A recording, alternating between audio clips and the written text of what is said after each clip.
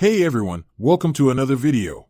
Today we're going to talk about issue number 7 of The Phoenix from the Ashes, written by Stephanie Phillips and art by Marco Renna. But before we dive into the story, I want to ask you a favor. If you enjoy this video, please leave a like and a comment to help the channel grow. So with that said, issue number 7 of Phoenix opens in deep space with Jean Grey alongside her new team trying their best to think things through. And as they traveled, SIF informed the rest of the team that the powerful mind control ability in use was once under Asgardian protection until recently. Now up to this point, SIF swore not to leave her post at the Bifrost, but if Thanos is using the Warlock's Eye to solidify his control of the galaxy, then he should be seen as more dangerous than normal. So in order to find the Mad Titan in question, Jean attempted to search Nova's mind for any clue to his location. But due to the trauma Nova faced, he begged to Jean to give him a quick break. Now this didn't sit well with Rocket, because Rocket could have cared less that Nova needed a little break, especially because the whole universe was in danger. So as the two started to go at each other's throats, Jean jumped between them and broke them apart, because she recruited them for a mission. Jean needed Rocket because of his technical expertise, because Thanos might be communicating telepathically, but his generals, the Black Order, wasn't.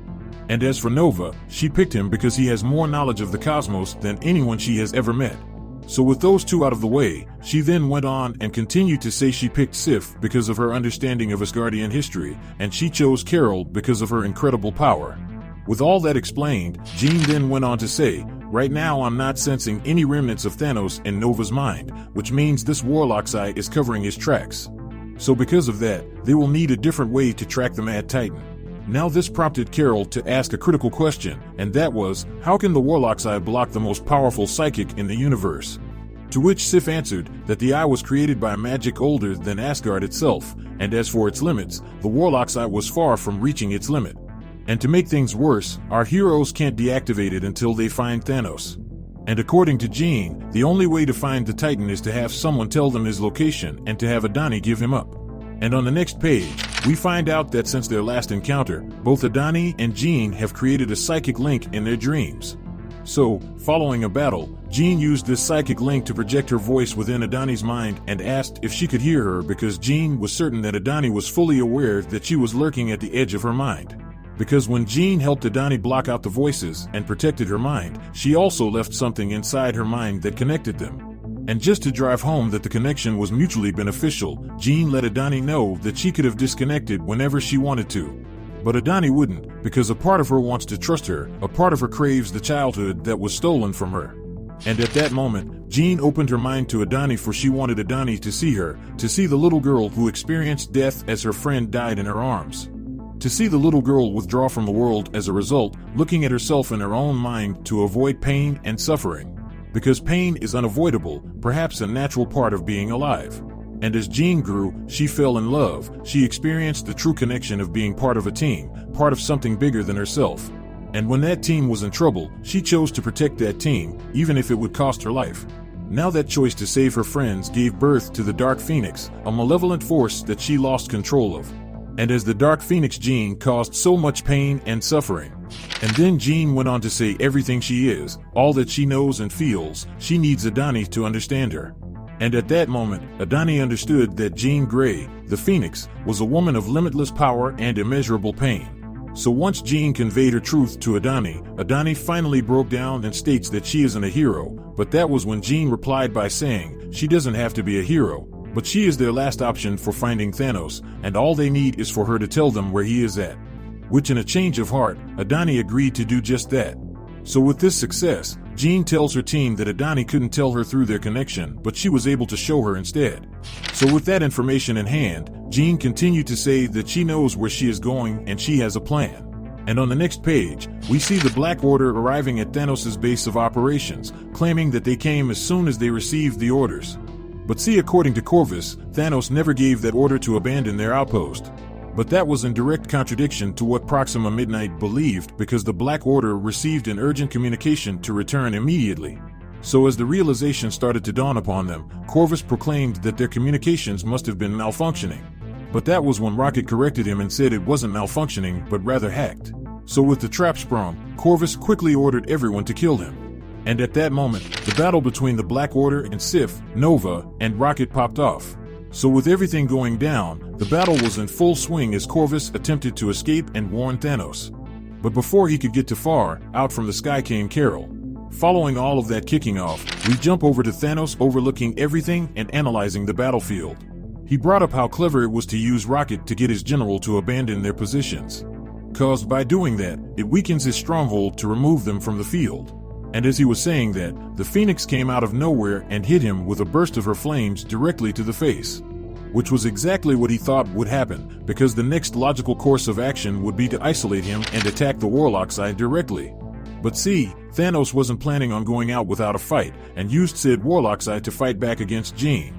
And as he blasted her, he stated that the Phoenix is all life creation, while he is a servant of death. So as the energy of the eye flows through Jean, Thanos took the opportunity to ask the Phoenix how does it feel to be the one to destroy the universe.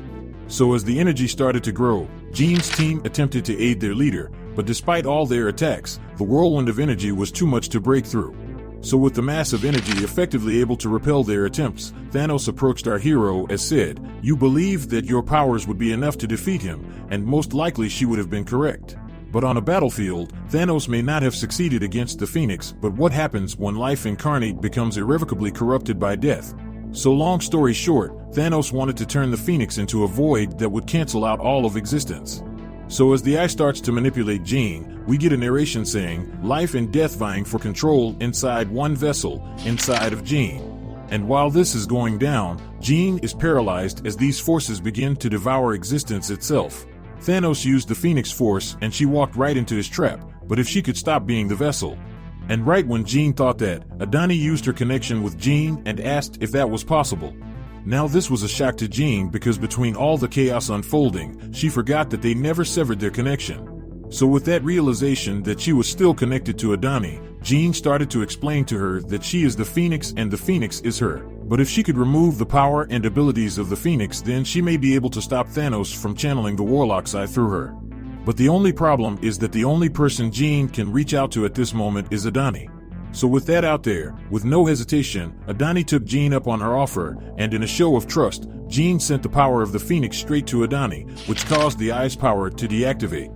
Now this sudden stop to the flow of power distracted Thanos enough to provide an opening for Sif to drive her sword through the eye.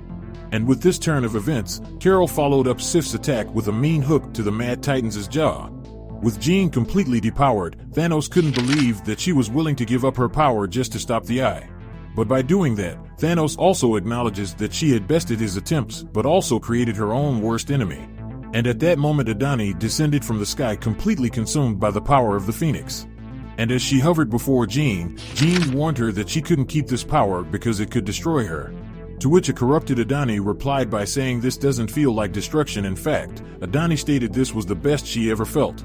But regardless of how she felt, the Phoenix knew where its home was and attempted to return to Jean. So as the two struggled for control, a massive explosion went off as the narrator stated, Jean trusted Adani because she wanted to. Because she wanted to believe that she could prevent the very same thing that happened to herself. Jean wanted to save a child from corruptive pain, but no matter how hard she tried, she couldn't escape the past. And with that said, this issue of the Phoenix comes to an end. But anyway, down in the comment section below let me know your thoughts about this issue and what predictions you could have moving forward. So with that established, I hope you enjoyed this video and please don't forget to leave a like and a comment if you want to see more videos like this. Thank you for watching, and I'll see you in the next video.